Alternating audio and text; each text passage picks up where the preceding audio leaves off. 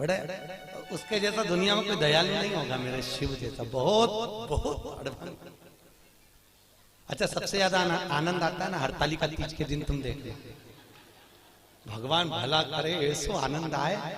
इतनी बड़ी थाली में केला के पत्ते के ऊपर बालू रेत का शंकर जी बनाए और पूरे मोहल्ले की माताएं थाली भर भर के सामान लाए और ऐसी पल्लू ले लेके माताएं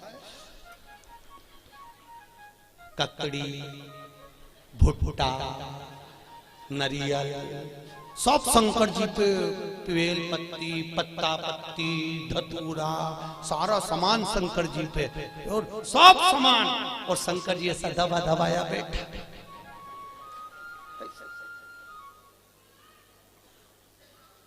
पार्वती जी बोली हटाऊं क्या? शंकर जी बोले धरे रहने दे, अब तो सुबह 4 बजे हटेगा। और ये पूरी रात भजन गाती फिरे, तांबा का हंडा तातो धरो पानी। शंकर जी बोले रहने दे, सुबह से लेकर शाम तक में 25 बार नहवा दी।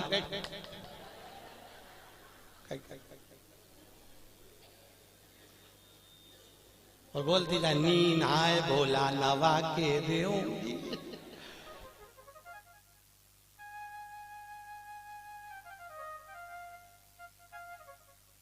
इससे ज्यादा आनंद आवे तो कावड़ यात्रा में तुम देखना, और ऐसी भीड़ और लोग कावड़ ले लेके और भगवान पे जो गंगा जल फेंके। जो यहाँ की कावड़ तो हमने नहीं देखी कि यहाँ पर पानी कैसे चढ़ाने देते हैं, पर काशी में तो ऐसी भीड़ आती है और गंगा जली ले लेके पानी भगवान शंकर पे फेंकते हैं। और कहीं कहीं का तो गंगा जली, और पार्वती जी माँ पीछे कांच में बैठी, और बैठी बैठी के भोलेनाथ जी क्या स्थिति है। शंकर भगवान बोले आन दो, अपन तो बैठे।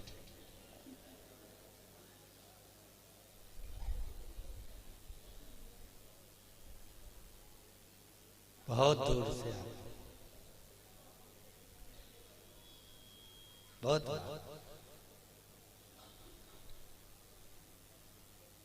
और आनंद इतना रहे ना हरतालिका तीज के दिन, माताएं दो सुबेरे से लेके 12:30 बजे तक बहुत अच्छी दिखती है।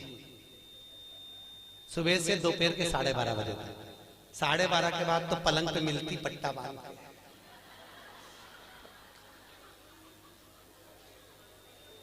फिर 4 बजे उठती, फिर जाके नहा के बाल, तो भी मुंह पे स्माइल बिल्कुल नहीं रहे, बेचारी ऐसी रहे जैसे मरी हत्या।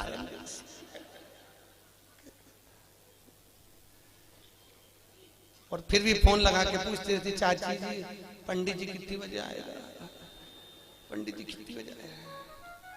और पहली पूजन पे चाय पी गई, पहली पूजन के बाद। हमने पूछा माता जी इसमें तो लिखा है कि दूध पिए तो बिल्ली बने, सोए तो अजगरी बने, बोले तो मेंढकी बने, तो तू तो चाय पी रही, किताब में चाय का नहीं लिखा। हमने फिर डबल से पढ़ी हरतालिका तीज की किताब, तो हमने देखा वास्तव में हमें चाय का नहीं था। माता इतनी चतुर, जो चीज का नहीं लिखे वो निपटा जा रहा है। इसलिए किताब छापने वाले ने भी अच्छा करा, सब चीज लिख दी। सोए तो ऐसा, दूध पिए तो ऐसा, बेचारे को नहीं मालूम होगा कि चाय भी चलेगी, तो वो भी लिख देता।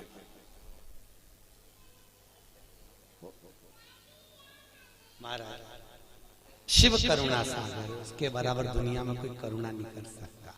राम जी की सेवा में तो ये भी चाहिए वो भी चाहिए, और कृष्ण की सेवा में भी ये चाहिए वो चाहिए, और शंकर की सेवा में तो पानी चढ़ाओ तो ठीक है, नहीं चढ़ाओ तो ठीक है, नहीं तो यहाँ तो शास्त्र कह रहा है मुझे कुछ भी प्रिय नहीं है। शिव कहते हैं मुझे केवल एक प्रिय है और वो सत्य प्रिय है, इसलिए सत्यम शिवम सुंदरम, मुझे सत्य प्रिय है। इसलिए जो मर जाता है उसको तोप के ले जाते हैं, तो चिल्ला चिल्ला के जाते राम नाम सत्य है।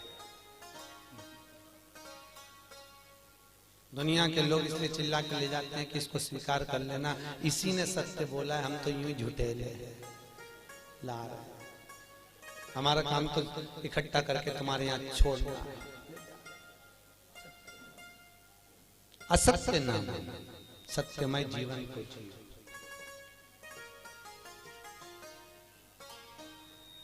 यहाँ पर इंदौर से माताएं कथा सुनने आ रही हैं। कल उनके मिस्टर से मैंने उनके बेटे से बात करी थी।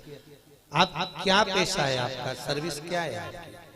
कई इंदौर कोर्ट में हम वकील हैं। ठीक है, तो पर गुरुजी 4 महीने से कथा, हमने कोर्ट की नौकरी छोड़ दी, हमने वकालत छोड़ दी। हमने पूछा क्यों? शिव महापुराण की कथा में आप बोलते हो कि सत्यमय जीवन जियो और वकील बन जाते हैं तो इतना झूठ बोलना पड़ता है, इतना झूठ बोलना पड़ता है, परिवार चलाना पड़ता है। आज भी वो माताएं आई हैं, आज भी वो भैया आया होगा कि नहीं आया होगा? आया कहीं? आए? आज भी वो कथा में आया। कहे गुरुजी मैं दूसरी नौकरी कर लूंगा पर झूठ बोलने की नौकरी नहीं चाहिए मुझे, क्योंकि मुझे जाना उसके पास में है तो मुंह भी उसको दिखाना पड़ेगा। और अगर मेरी जिंदगी, और आपसे भी निवेदन है, तुम झूठ बोल रहे हो अपने परिवार को पालने के लिए चलेगा, पर थोड़ा सा सत्यमय जीवन जी लो। हफ्ते भर में एक दिन ऐसा बनाना जिंदगी में कि आज मैं दिन भर झूठ नहीं बोलूंगा, चाहे मोबाइल हो चाहे परिवार हो, बिगड़े काम बिगड़ जाए पर झूठ नहीं बोलूंगा। अपने जीवन को आज मैं सत्यमय जीऊंगा। केवल सत्यनारायण की कथा कराने से, शंकर पे पानी चढ़ाने से शंकर नहीं मिलेगा भाई। थोड़ा जीवन को सत्यमय जीना पड़ेगा। बहुत जीवन को तुमसे नहीं बनता, स्पष्ट कह दो मेरे से ये काम नहीं बनता, बनता तो करो सत्यमय जीवन जियो, झूठ नहीं, झूठ नहीं। मेरे को आता ही नहीं, जो आता वो आया, सामने आया, जो चीज है वो सामने। सत्यमय जीवन जियो, बहुत अच्छा लगेगा आपको। आपकी जिंदगी में आप सुंदरता प्राप्त करें। सत्यम शिवम सुंदरम, अगर सत्य बोलोगे तो शिव मिलेगा, और शिव मिल गया तो जीवन सुंदर हो जाएगा। क्यों जीना सत्यता में, क्यों जीना सत्य? असत्य के चक्कर में एक गांव के पंडित जी मर गए, बहुत विद्वान कथाकार, बड़े विद्वान प्रखर, और मर गए तो नरक में चले गए। अब गांव के 2-4 लोग और मर के नरक में गए, तो नरक में गए तो पंडित जी मिल गए। तो गांव के लोगों ने कहा पंडित जी तुम तो हमारे गांव के इतने विद्वान पंडित जी थे, तुम तो खूब पूजन पाठ करते थे, फिर नरक कैसे चले गए? पंडित जी बोले ये मैं खुद नरक नहीं आया, पत्नी के चक्कर में आया। तो पत्नी ने कहा नरक भेज दिया तुमको? वो रोज तैयार होके आके मुझसे पूछती थी मैं कैसी लग रही। तो मुझे रोज कहना पड़ता था तू बहुत जोरदार लग रही, भले वो बेकार दिखे पर कहना तो अच्छा। तो ये झूठ बोलने के चक्कर में तो माताओं से निवेदन है, आधे से ज्यादा पति तो तुम्हारे चक्कर में नरक जा रहे। जी जियो, तुम लोग पूछो ही मत करा करो कि मैं कैसी लग रही। और कहीं का पड़ गया एक आध माथा तो एक वो कहे ना, एक कहावत है ना, एक पति तैयार हो रहा था और पत्नी सज धज के, वो पति ऑफिस जा रहा जूता पहन के, और ये वहां आके खड़ी होगी, ए जी मैं कैसी लग रही, मैं कैसी लग रही? पति जूता बांध के जा रहा था ऑफिस, बेचारा बैग उठा के, फिर पूछा बोलो तो सही में कैसी लग रही? पति बोला ऐसी लग रही जैसे हरी घास में भैंस चल रही।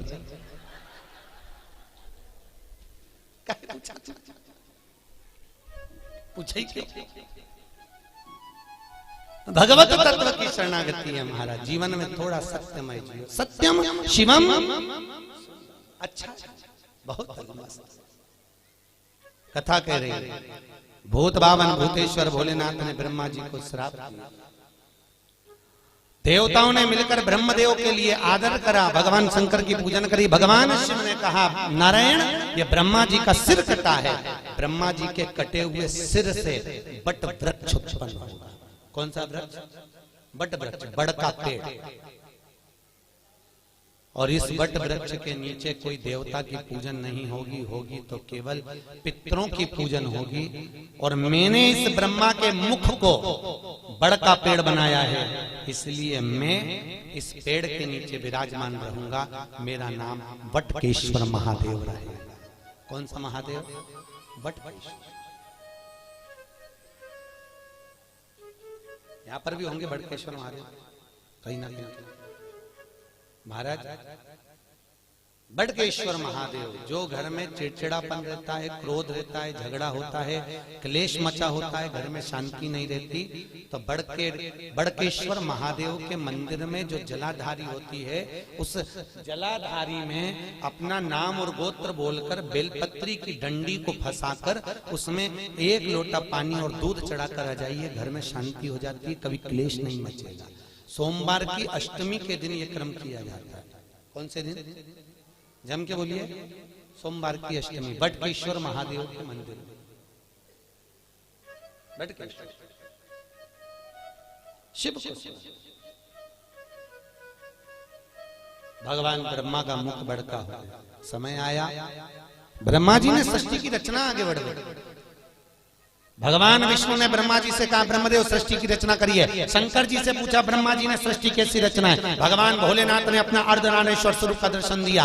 आधा पुरुष आधा स्त्री, आधा शिव आधा पार्वती के रूप में भगवान दर्शन दिए और कहा, इस रूप को ब्रह्मा जी देख लो और ऐसी सृष्टि की रचना कर दो। आधे पुरुष आधे स्त्री बना दो। ब्रह्मा जी पुरुष और स्त्री का निर्माण कर रहे थे। उन्होंने कहा, शंकर जी ने कहा आधा पुरुष आधा स्त्री बना दो, तो ब्रह्मा जी ने दोनों को भेले करके बना दिया। शंकर जी और पार्वती जी का जो स्वरूप का दर्शन करा तो पुरुष और स्त्री को दोनों को जोड़कर बना दिया। जैसे जोड़कर बनाया तो ब्रह्मा जी ने चारों तरफ किन्नरी किन्नर उत्पन्न कर दिए। चारों तरफ किन्नरों की सृष्टि हो गई। सबसे पहली पृथ्वी पर अगर कोई सृष्टि की रचना हुई थी तो उसके निर्माता ब्रह्मा, और ब्रह्मा ने अगर पहली सृष्टि रची थी तो वो किन्नर की थी। किनकी सृष्टि थी? जम के बोलिए। किन्नरों की सृष्टि।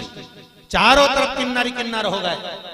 जब किन्नर किन्नर चारों तरफ हो गए, इतने में वहीं से भगवान शंकर और भगवान विष्णु निकल कर आ रहे थे। भगवान विष्णु ने कहा, चलो प्रभु सृष्टि की रचना हो गई होगी, देख लेते हैं। भगवान नारायण ब्रह्म शंकर जी के साथ जैसे नीचे आए, आकर देखा तो किन्नर किन्नर नजर आए। जैसे ही किन्नरों को देखा, इतने में भगवान विष्णु ठाका लगाकर हंस दिए। भगवान शंकर को बुरा लग गया। शंकर जी ने कहा, नारायण तुम क्यों हंस रहे हो? अरे प्रभु, ब्रह्मा जी से कहा था सृष्टि की रचना करो, आधे पुरुष आधे स्त्री बनाना, उन्होंने जोड़कर बना दिया, दोनों को पुरुष स्त्री किन्नर बन गए। शंकर भगवान बोले, गलती किससे नहीं होती? ब्रह्मा से गलती हुई है तो सबरेगा सुधरेगा, पर ब्रह्मा जी से गलती हुई है, पर भगवान नारायण तुम इन किन्नरों पर हंसे हो, तुम्हें भी पृथ्वी पर जाकर किन्नर बनना पड़ेगा। किसको? जम के बोलिए।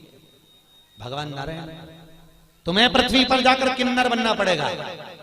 भगवान विष्णु ने क्षमा मांगी, प्रभु क्षमा कर दीजिए। नहीं, शंकर जी बोले, आप हंसे हो इन किन्नरों पर, तो तुमको किन्नर तो बनना पड़ेगा। और याद करो वो चरित्र, जब भगवान विष्णु किन्नर बने थे। कथा सुनी होगी आपने महाभारत की, कि द्रौपदी को जब लेकर आए अर्जुन, और अर्जुन जब द्रौपदी को लेकर आए तो माता कुंती ने भोजन बनाते बनाते कह दिया, 5 बांट लो। अर्जुन ने कहा, द्रौपदी मेरी माँ ने कहा है तुम्हें 5 पतियों की पत्नी बनना पड़ेगा। द्रौपदी ने कहा, बन जाऊंगी, पर शर्त एक है, एक एक पति के साथ में 1-1 साल रहूंगी, और मेरे पति के कमरे में अगर कोई दूसरा पति आ गया तो उसको 5 वर्ष के लिए बन जाना पड़ेगा। अगर आप मंजूर करते हो तो मैं 5 पतियों की पत्नी बनने को तैयार हो जाता। द्रौपदी ने 5 पतियों के साथ में फेरे लिए, रहने लगी। आज भीम के साथ में द्रौपदी रह रही थी, और भीम के साथ द्रौपदी रह रही, और इतने में अर्जुन के पास में एक ब्राह्मण आकर बोला, अरे महाराज मेरे बच्चे को शेर उठा कर ले गया, बचाइए मेरे बच्चे को। और इतने में अर्जुन गया, मेरा गांडीव कहाँ है? गांडीव तो भीम के कमरे में था। और अर्जुन गया और भीम के कमरे से गांडीव लेकर आ गया, और लेकर आया, बच्चे को बचा लिया। पर द्रौपदी हाथ जोड़कर खड़ी हो गई, तुम्हें 5 साल के लिए बन जाना पड़ेगा। अर्जुन 5 वर्ष के लिए बन चले गए। नागों की कन्या उलूपी के साथ में अर्जुन ने शादी कर ली। अर्जुन का एक लड़का हो गया जिसका नाम था अरावण। क्या नाम था? जम के बोलो। अरावण। क्या नाम है? अरावण। अर्जुन का लड़का हो गया। अर्जुन वापिस आ गए। जब कौरव और पांडवों का युद्ध चालू हुआ तो कुरुक्षेत्र की भूमि, युद्ध की भूमि को प्रसन्न करने के लिए चंडी को प्रसन्न करना था, और चंडी को प्रसन्न करने के लिए नियम था कि जब युद्ध प्रारंभ होगा तो दोनों तरफ से परिवार में से एक एक बलि देना पड़ेगा किसी व्यक्ति की। कौरव तो खुश हो गए, हम तो 100 भाई, एक मर गया तो 99 बच जाएंगे, पर पांडवों का क्या होगा, 5 में से एक मर गया, 4 ही बच पाएंगे।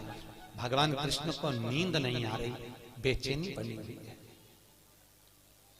अर्जुन से कहा, अर्जुन तुम 5 में से मैं किसी को मरता हुआ नहीं देख सकता। अर्जुन ने कहा, स्वामी किसी को तो मरना पड़ेगा, बलि तो देना है चंडी को प्रसन्न करने के लिए परिवार का, कौन देगा बलि, एक मरना। अर्जुन याद कर, तू वन गया था तो तेरा लड़का हुआ था, तू जा उस लड़के को लेकर। अर्जुन गया वन में, जब तक लड़का बड़ा हो गया था रावण, उसको लेकर आ गया। रावण हमें युद्ध में तुम्हारी जरूरत है। उसने कहा, पिताजी चिंता मत करो, मैं तुम्हारे लिए प्राण देने को तैयार हूं, मरने को तैयार हूं। रावण आया, भगवान द्वारकाधीश ने कहा, रावण तुम कहते हो कि मैं प्राण देने को तैयार हूं, तुम्हारे प्राण चाहिए। रावण कहता है, युद्ध के मैदान में मैं मरने को तैयार हूं दादा, मैं मर जाऊंगा। भगवान कृष्ण ने कहा, युद्ध के मैदान में तुमसे युद्ध नहीं लड़वाना, चंडी को प्रसन्न करने के लिए कौरव और पांडवों में से एक एक बलि जाना है। कौरव अपने भाई की बलि दे रहे हैं तो हमको तुम्हारी बलि देना है। रावण कहता है, दादा मरने को तैयार हूं, परंतु एक दिक्कत है। क्या? अगर मैं कुंवारा मर गया तो ना तो मुझे पिंड मिलेगा, ना मुझे तर्पण मिलेगा। 16 सनात का भोजन कभी कुंवारे मरे हुए व्यक्ति को प्राप्त नहीं होता, जो कुंवारी अवस्था में मर गया। ना तो मुझे पिंड मिलेगा, ना तर्पण मिलेगा। मैं आहूत बन जाऊंगा, मैं वासुक बन जाऊंगा, मैं फिरता फिरूंगा प्रेत योनि में, मेरी मुक्ति नहीं होगी। एक काम करिए, मेरी शादी कर दो, फिर मैं मर जाऊंगा। भगवान ने कहा, अर्जुन देखो, कल इसकी बलि चढ़ना है और एक रात के लिए इसकी शादी करना है, जल्दी लड़की ढूंढो। पूरे हस्तिनापुर में लड़की ढूंढी पर लड़की नहीं मिली। रात्रि के 11 बज गई, कन्या प्राप्त नहीं हुई। भगवान को चिंता लग गई, अगर इसका विवाह नहीं होगा तो ये मरेगा नहीं, और मरेगा नहीं तो बलि कौन की चढ़े। तो भगवान कृष्ण को याद आया कि मुझे शंकर जी ने किन्नर बनने का श्राप दिया था। शंकर भगवान के वचन को निभाने के लिए भगवान एक रात के लिए उस रावण के पत्नी बन गए। आज भी किन्नरों की शादी होती है एक घड़े से, एक रात का विवाह होता है उनका।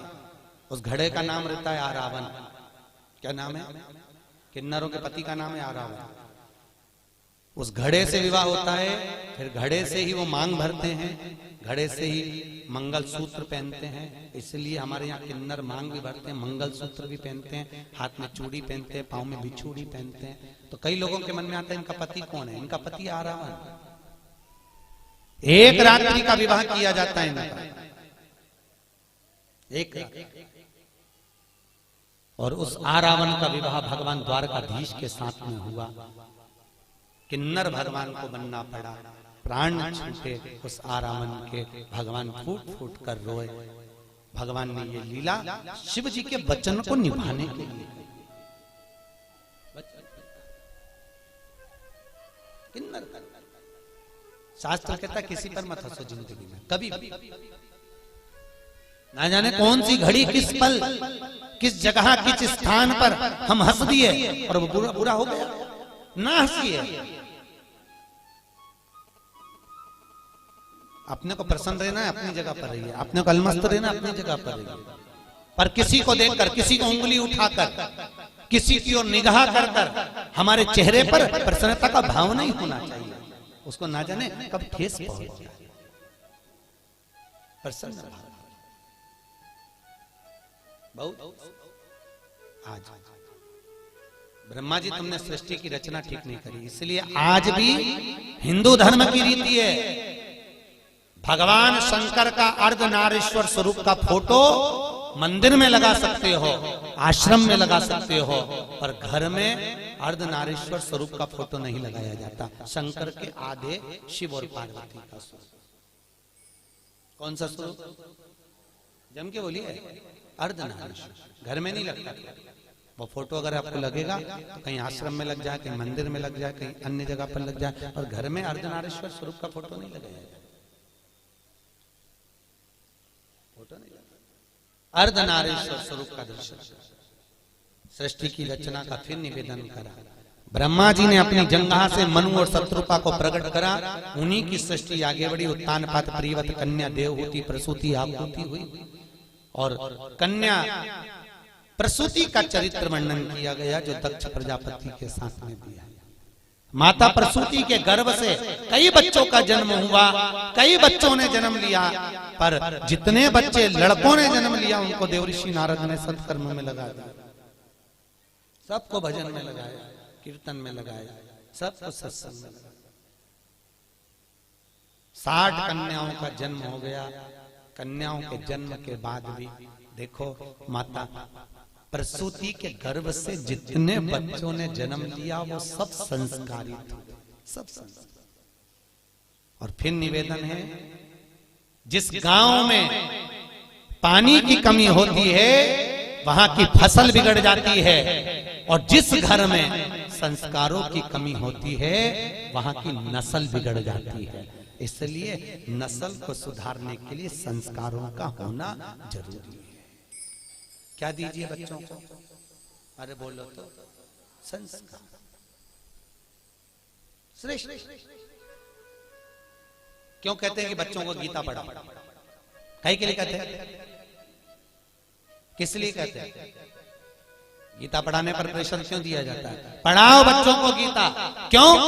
आज घर के बच्चे अगर गीता पढ़ लेंगे तो कल ये बच्चे बड़े होकर कोर्ट में गीता पर हाथ नहीं रखेंगे। अगर आज इन्होंने पढ़ ली है तो कल इनको अदालत पर गीता में हाथ नहीं रखना पड़ेगा। इनको पढ़ाई, इनको संस्कार दीजिए। बच्चों को कार मत दो, क्योंकि बच्चों को कार दोगे तो वो बेच कर खा जाएंगे। बच्चों को संस्कार दोगे तो कारों की भी लाइन लगा देंगे। अगर और कार जब शोभा देती है जब उनमें संस्कार हो महाराज। धन जब शोभा देता है जब आपके भीतर नम्रता हो साहब। मालूम पड़े पैसा बढ़ गया और अभिमान बढ़ गया, अहंकार बढ़ गया तो भगवान भी कहते हैं बढ़ने दो, बढ़ने दो। होता है, कई लोग कहते हैं महाराज हमारा पड़ोसी कभी अगरबत्ती नहीं लगा, हमारा पड़ोसी कभी मंदिर नहीं जा, और 4 चौगुना बढ़ते चले जाए। भगवान उसको खूब दे दिया, और हम तो रोज मंदिर जाएं, रोज अगरबत्ती लगाएं, रोज दिया बत्ती करें, रोज भगवान के मंदिर में पहुंचे, तो भी हमको दुख मिल रहा है। कहते कि नहीं कहते लोग? हम ही कष्ट में, हम ही परेशान। हम मंदिर जाते हैं, हम मंदिर जाएं तो भी हम परेशान, और हमारा पड़ोसन, हमारी देवरानी, हमारी जेठानी, हमारे रिश्तेदार कभी मंदिर नहीं जाते तो वो तो बढ़ते जा रही है, बढ़ते जा रही है। तो ये चरित्र शिव महापुराण में लिखा है। एक बार भगवान विष्णु देवऋषि नारद के साथ पृथ्वी पर निकले। अच्छे से समझ लेना कि तुम्हें दुख क्यों मिल रहा है, और जिसको भगवान ने दिया तो उसको और क्यों दे दिया। अच्छे से समझ। विष्णु और लक्ष्मी, विष्णु और नारद निकले। निकलते समय नारद जी ने भगवान नारायण से कहा मुझे भूख लग रही है बहुत। भगवान ने कहा मुझे भी भूख लग रही है। सामने सेठ जी का घर है, चल वहां से कुछ खा लेते हैं। सेठ जी के यहाँ पहुंचे, ब्राह्मण का रूप रखा। सेठ जी भिक्षाम देही, सेठ जी भिक्षाम देही।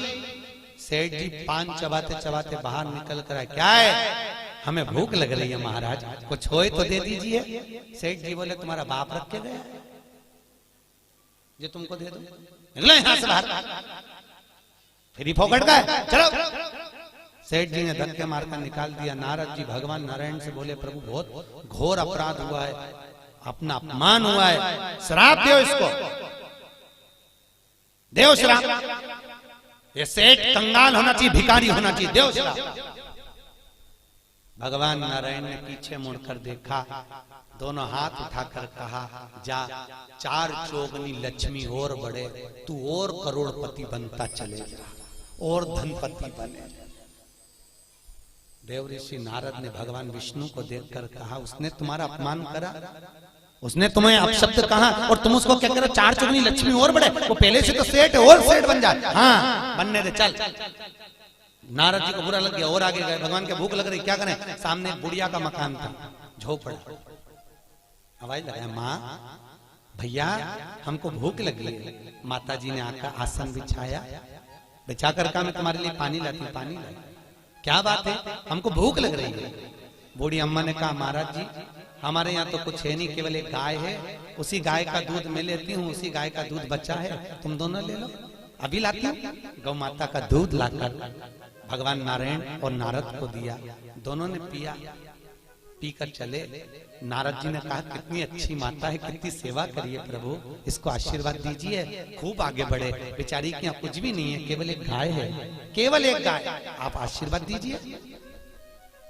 भगवान ने पीछे पलट कर देखा, दोनों हाथ उठाकर भगवान विष्णु बोले, जा तेरी गाय मर जा, जा तेरी गाय मर जा। अब पहले से दुखी थी और दुख। देवऋषि नारद को बुरा लगा। नारद जी ने कहा प्रभु जिसको तुमने अपशब्द कहना था उसको अपशब्द नहीं कहा, और बेचारी बुढ़िया ने तुमको दूध पिलाया, बेचारी बुढ़िया ने तुमको पानी पिलाया, और तुम उससे क्या कह रहे हो उसकी एक गाय और वो भी मर जाए, क्यों?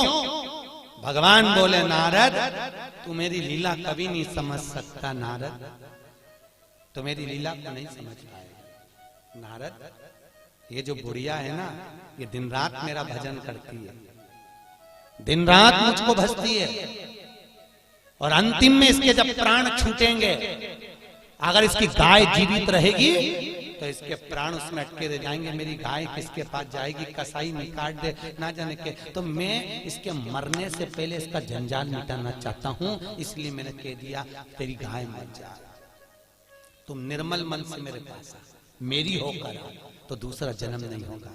और सेठ जी को धन बढ़ने का इसलिए कहा, अभी तेरे पास धन था और करोड़पति बन जा, तू पैसे को जोड़ जोड़ के जब मरेगा तो सांप बन के उसी घर में बैठा रहेगा, मेरे पास तक नहीं आएगा, बैठे और जोड़ और बड़े और बाद में सब बने तो मेरे पास बनेगा।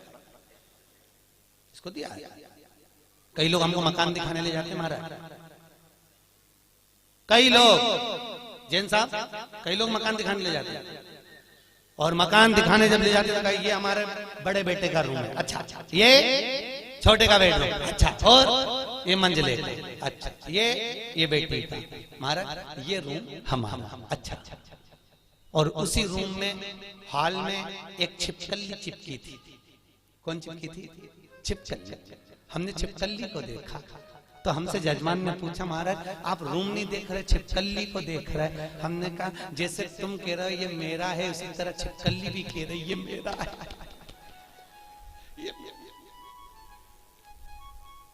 ना जाने कौन तुम्हारे परिवार का, तुम्हारे कुल का मेरा कहते कहते मर गया तो छिपकली बन के अभी भी नहीं छूट रहा, इसलिए मैं चिपकी हुई है।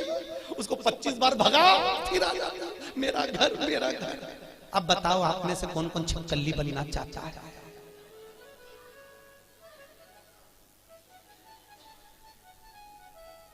अरे बोलो तरी मोहनपुरा की जी हो।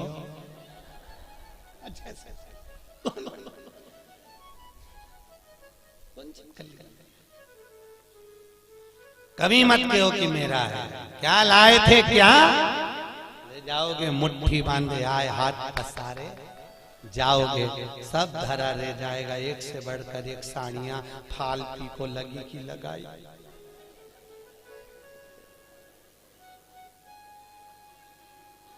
फिर जाते जाते ऊपर से याद आएगी पीली वाली तो पीली तुम्हारी पीली रह गई। और यमराज से कहोगे मुझे 3-4 दिन और जिंदा कर दे, मैं पीली पहन लूं फिर मर जाऊं।